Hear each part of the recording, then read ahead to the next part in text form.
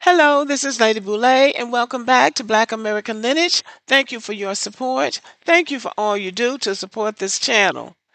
Today, I want to talk to you about an extraordinary woman from way back in the 1920s, and her name is Loula Williams, and she was the visionary behind Black Wall Street's Dreamland Theater. So she was the woman that brought Black Wall Street to life.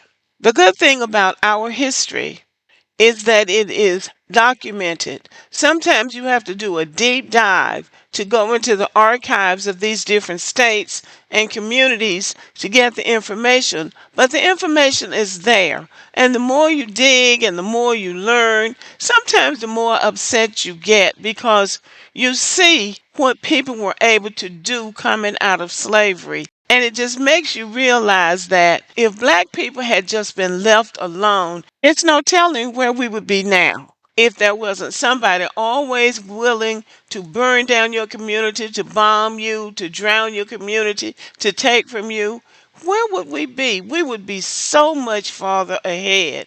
The people that made Black Wall Street a reality were extraordinary. They were smart, they were ambitious, and they were hardworking. So look at this 600 businesses, 600, 21 churches, 21 restaurants, 30 grocery stores, 2 movie theaters, 6 private airplanes, plus a hospital, a bank, a post office, schools, libraries, law offices, and even a bus system. Wow. Just wow. So, ladies and gentlemen, we are a race interrupted by jealousy, by hatred, by greed, and by people who know our capabilities and don't want to compete with us. So, they have created systems to keep us out of the competition. The systems are a poor educational system, a mass incarceration system, and a welfare system. All of those systems are designed to keep us from operating at the top of our game, to keep us dumb, locked up, and poor. But we serve a mighty God. We have been tried and we have been tested, and we are still standing, and yet we rise. And today we're going to talk about a woman who brought Black Wall Street alive through entertainment.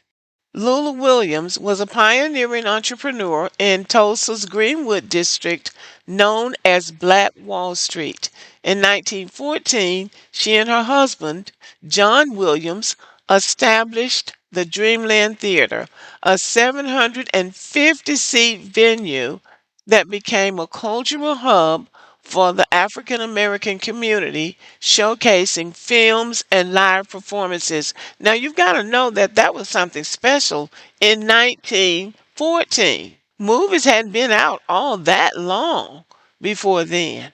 In addition to owning and operating the movie theater, Loula operated a successful confectionery, which is a bakery, it's a fancy word for a bakery, and a rooming house, further cementing her status as a leading business figure in Greenwood. Tragically, during the 1921 Tulsa Race Massacre, the Dreamland Theater and many other black owned businesses were destroyed. Intentionally. This was done intentionally.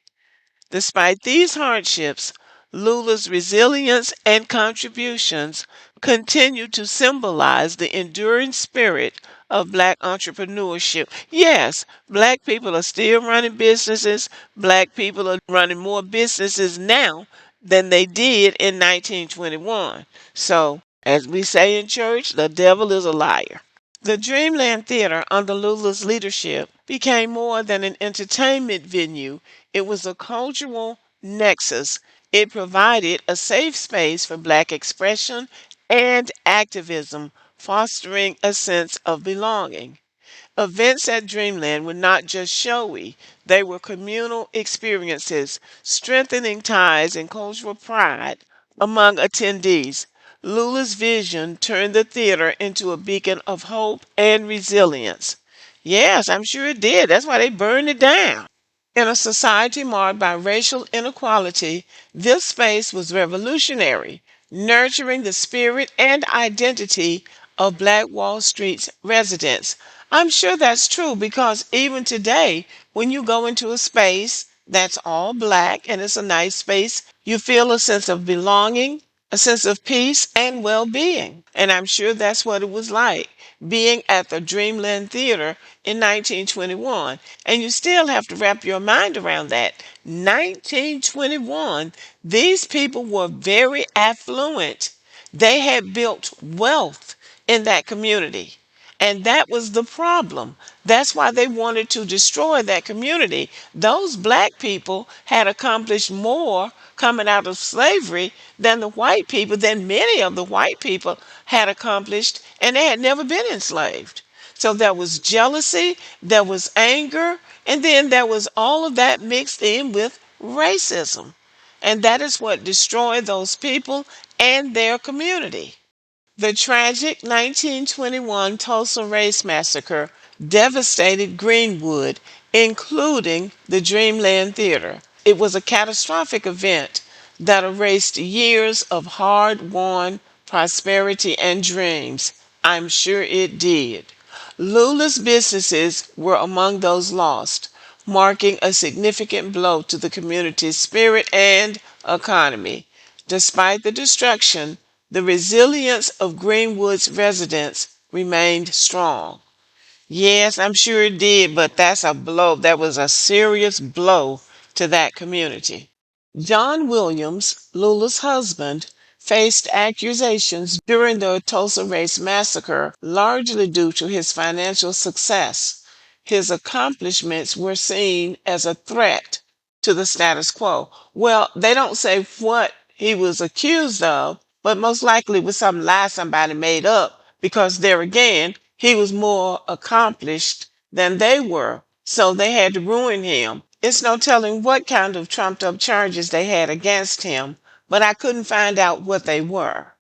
The unjust targeting of Black Wall Street illustrates the challenges successful Black business people faced during that time, revealing deep seated racial tensions. Despite these adversities, John and Lula's legacy of success and community impact endured. Their story is a testament to the struggles and triumphs of Black business owners whose determination paved the way for future generations. Yes, it really did, because even now we look back on what they did in 1921 and say, don't tell us what we can't do, because that's what they did coming out of slavery.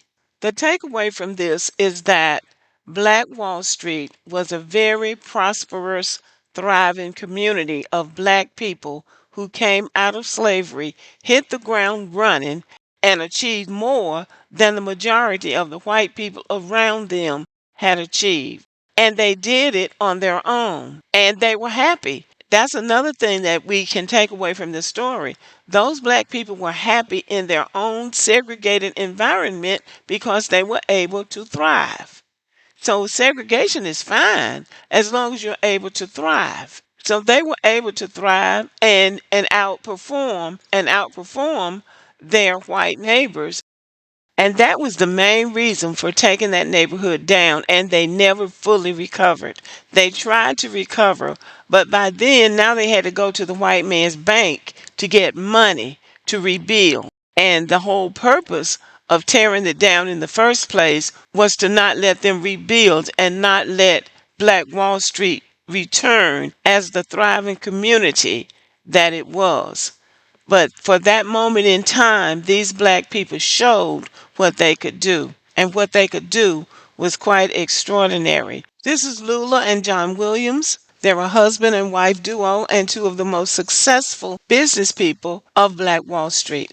We hear about the Tulsa massacre all the time. We hear about the businesses and all of the wonderful things going on in the community, but most of the time they don't focus on the individuals. So I'm glad to be able to focus on this couple in this video.